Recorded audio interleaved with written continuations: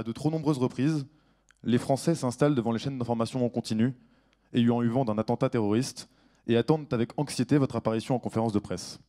Vous avez alors la responsabilité extrêmement lourde de rassurer un pays entier, tout en lui faisant prendre conscience des risques qui pèsent sur lui, et accessoirement de piloter la réponse opérationnelle et législative aux attaques. Monsieur Cazeneuve, comment vit-on au quotidien d'être la personne en charge de la sécurité des Français quand on sait que la menace terroriste est constante? Imaginez ce que sont ces moments. Vous me demandez comment on vit ça comme ministre de l'Intérieur. Quand vous vivez ces moments-là, vous ne les vivez pas comme des moments ordinaires d'un ministre qui a une responsabilité politique. Et lorsque vous allez, une demi-heure après, à l'hypercachère et que vous voyez tous les policiers qui sont intervenus avec leur cagoule pour pas qu'on les reconnaisse et que vous voyez dans leurs yeux la fierté, l'effroi, le courage, etc., vous n'avez pas le sentiment de vivre un moment républicain comme les autres. Il y a eu des polémiques sur l'état d'urgence aussi. Voilà, j'allais y venir justement. Je le sentais.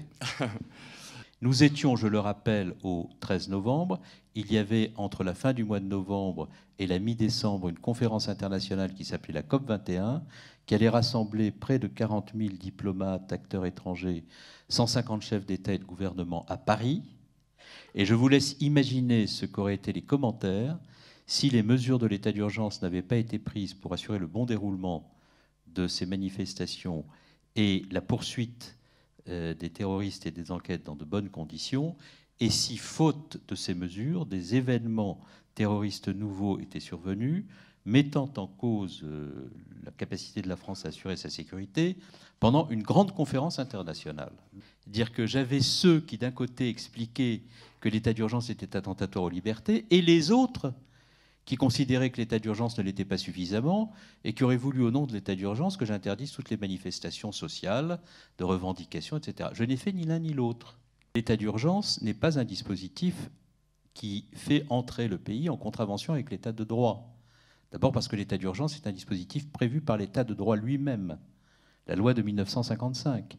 Ensuite parce que l'état d'urgence qui est prévu par l'état de droit est un dispositif par lequel l'état de droit décide de se protéger face à des risques de violence extrême qui peuvent atteindre ses institutions ou ses citoyens.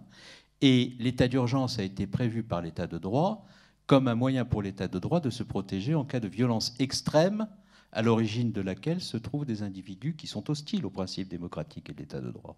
Et les terroristes sont en hostilité au principe démocratique et de l'état de droit. Bon, je vous sens d'un optimisme absolu.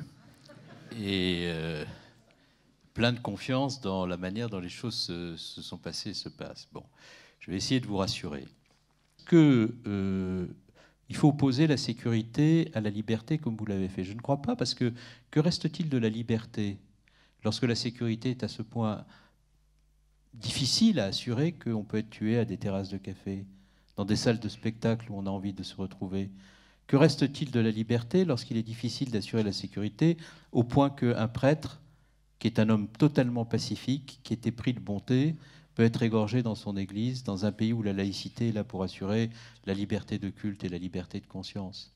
Que reste-t-il de la liberté lorsque les Français se posent des questions sur la sécurité après qu'un camion a foncé sur une foule pacifique dans une ville méridionale où l'on était dans le bonheur de célébrer la fête nationale ensemble? La liberté et la sécurité n'ont pas à être opposées de façon aussi idéologique ou de façon aussi doctrinale que cela peut l'être dans un certain nombre de débats où les postures, ce qui n'est pas du tout le cas de votre question, hein, je m'empresse de le dire, où les postures l'emportent sur toute autre considération. Donc si on veut qu'il y ait de la liberté, il faut qu'il y ait de la sécurité.